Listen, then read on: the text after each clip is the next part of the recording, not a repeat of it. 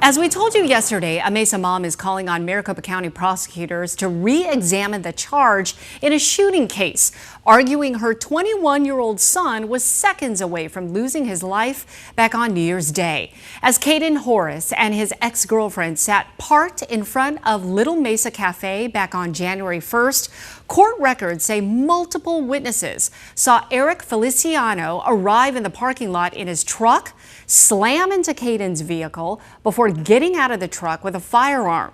That's when they say he hit Caden's window with it and shot at him. Caden's family has grown frustrated because the highest charge Feliciano faces is an aggravated assault charge and not attempted murder. They feel the evidence and risk to Caden's life represents a more severe charge. So let's take a legal deep dive into this one once again with attorney Josh Colesrud. Okay, again, why isn't he charged with attempted murder? Why ag? Boy, looking at these facts, it just screams attempted murder.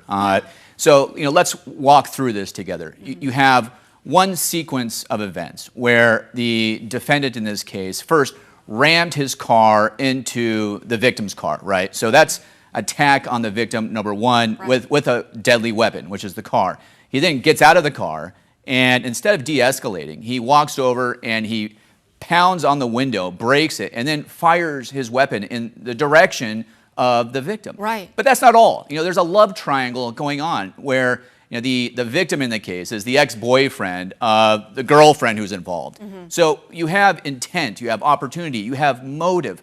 I'm not sure yet what the Maricopa County Attorney's Office is thinking here. They may be thinking they want to get the text messages from the defendant's phone just to kind of nail home the attempted murder charge. It all comes down to intent. So I think that first, Maricopa County can easily change the charges if they want to procedurally. Yeah. The hardest part is convincing the prosecutor to do so. Okay, so if you were the prosecutor in this case, you would charge him with attempted murder. Oh, absolutely. Yeah. And I know that there are prosecutors at MCAO that would do the same.